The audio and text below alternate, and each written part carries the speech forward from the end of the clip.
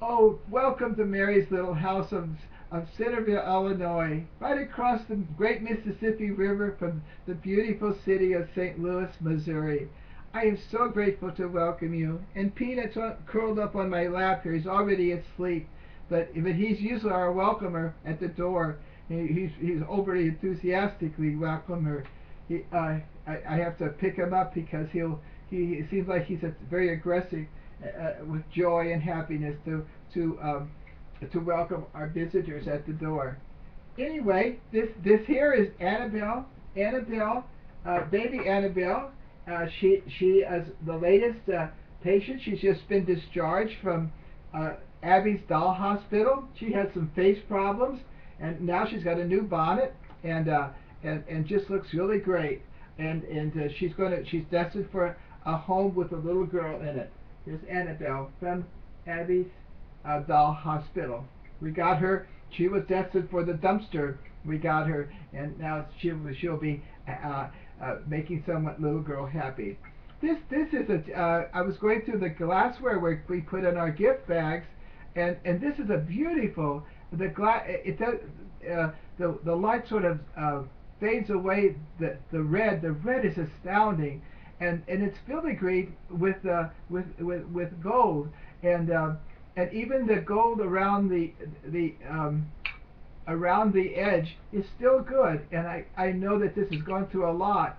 And it's this Royal Albert with a crown, image of a crown, bone china, England. And it's so beautiful. It just caught my just things of beauty. I just want to share with you. It'll be uh, on somebody's shelf, hopefully, that would appreciate that. Just beautiful things to lift up everything that's.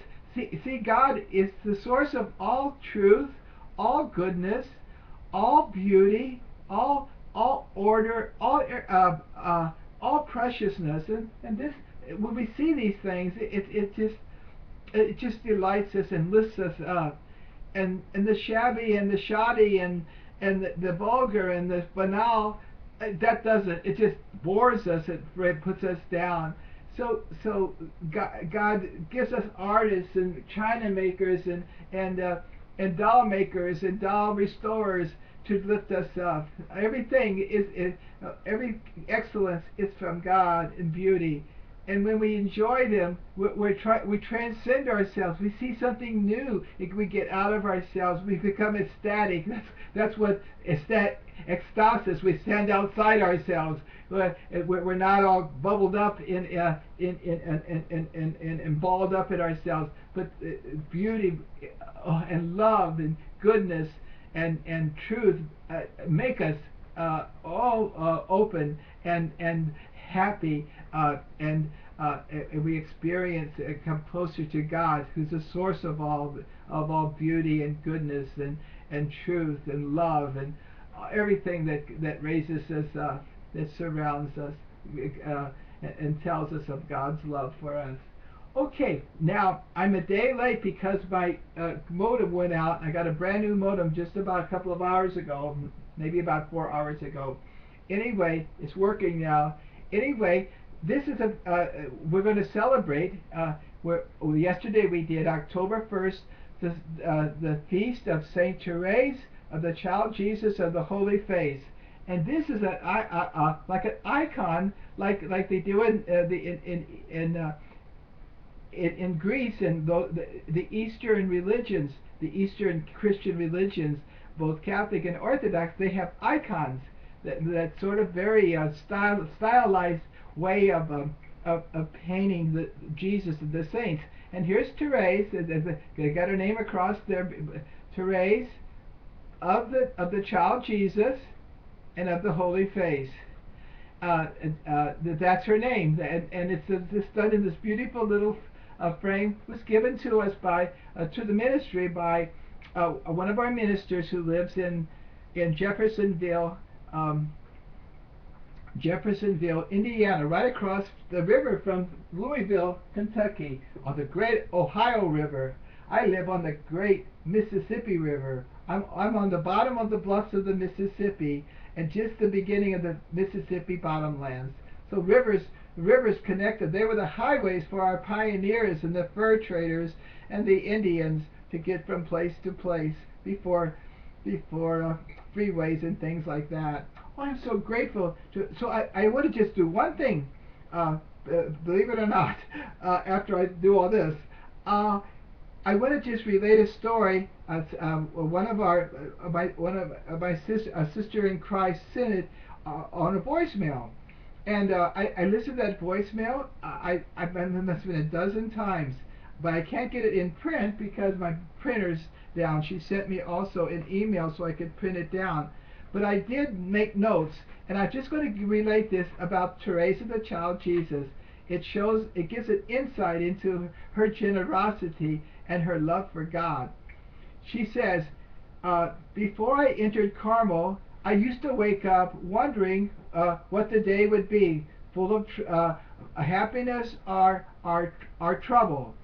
And when it was trouble, when I would be depressed. And then one day I woke up and I thought about what will God give me to suffer? What will God give me to be patient with for love of Him? And so she focused on her troubles, and she was full of courage and full of enthusiasm and full of anticipation to find out where God's going to ask her to show her love for Him the most. And of course, it's in troubles. It's easy to love God when everything's fair weather and easy. But anyway, she didn't go through that. Anyway, I'm commenting. Let me just keep with the narrative. Anyway, then she what she did to live this out. What she did was I'll put it in first person. I put my crucifix on the pillow where I lay, and while I am dressing, I talk to Jesus, saying like, you rest now, Jesus. Jesus on the pillow of the crucifix. You rest now, Jesus. You did enough. You worked and wept for 33 years. Now rest. It's my turn now to work and to suffer and to weep. And because now I'll have a chance, being mother of souls, to suffer for the salvation of souls, and I'll have a chance to show how much I love God in the sufferings that He gives me. So she anticipated and looked forward to the day and all the moments when she would suffer, when she would be disappointed or whatever, and offer them up, because she's a spiritual mother, and spiritual mothers give life by their prayer and their sufferings. They labor, mothers hurt for their children. But spiritually, she's a spiritual mother. And then she would go to the day with great courage and anticipation, and that made her very happy. I don't think I did a very good job, but pretty someday I'll get you the narrative, that her own words. Okay, so now a comment, and then I'll say goodbye to you. Well, another place I sent it out in my reflection is, for a long time now, she said, I'm not myself. I'm not myself. I've given myself entirely to Jesus. I don't own myself. She said it in a good way. I don't own myself, and so ever since then, she was happy. The same theme that she was before she get into Carmel. She was happy because what she wanted to do is to please Jesus, and if Jesus gave her sufferings, that was a great gift, a chance, like when she was before she was in Carmel, the gift to show how much she loved Jesus and loved God the Father by her sufferings. And so I always tell people, my happiness and all our happiness is like Saint Faustina says, love is heaven given to us already on earth. Love is heaven given to us already on earth. I have that up here, because love is self-giving. Love is And when we're self-giving, when we're in love, and when we give ourselves in self-giving, that's heaven. Because we're acting like God. We say heaven is God, where God is. And God is love. So when we're acting like God and living like God, we find our greatest joy. When we forget ourselves, like Jesus asked us, if you wish to follow me, you must deny your very self. You're no longer looking out for number one, but you're ready to be at the service of others, especially the little ones when you don't get anything back. But you're ready, and that's the greatest joy. The joy, it's the meaning of life, love.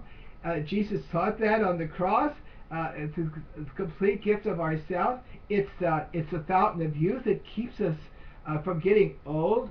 Maybe our bodies are getting old, but our hearts are just full of vigor and adventure and readiness. We won't turn into old fogies turned in on ourselves, self-absorbed about everything, worried about the world or something. We know God's there. We know He only wants us to do our part. So we're happy, very happy. You're youthful happy, young at heart, and not just because we could do all kinds of things, calisthenics and all. That's good. I'm glad you're doing it. But young at heart because we love. We're no longer we're denying our very self, taking up our cross. The cross is that gift, is that love that brings us heaven, even on earth. Because we're denying ourselves, offering ourselves in love and service to others. And it also is the way to heaven. Jesus chose the way to heaven. The head was the way of the cross, the way of self-giving love, the way of sacrifice. And that's what the little flower discovered. And when she gave herself totally to Jesus, and let Jesus do as He wishes with her. And since she didn't have to worry if she was going to the missions in North Vietnam, she never made it. She wasn't disappointed about anything because what she saw is not asking for anything, but only asking what Jesus and the Eternal Father wanted for her. And she finally ended up with a resignation, a complete surrender to what the Father's will was for her. And that was her joy and her happiness and her power. She was a spiritual mother, and she had two brothers in the missions, missionary priests, and she's offered her sufferings for their well-being and their holiness in their mission field. And she became patroness of the missions. Patroness of the mission. She never made the mission. She never left her Lisieux, her convent, her Carmelite convent. She was destined. She had her bags packed, but she never made it. But she stayed there and offered herself in sacrifice and love, in just doing God's will, doing the little things in life with all her being, doing what Jesus wanted of her. She's no longer herself. She no longer seeks herself. She's totally given over to her divine spouse, Jesus crucified. God bless you. Thank you for being here with us at Mary's Little House, Peanut and I, by way of YouTube. God bless you.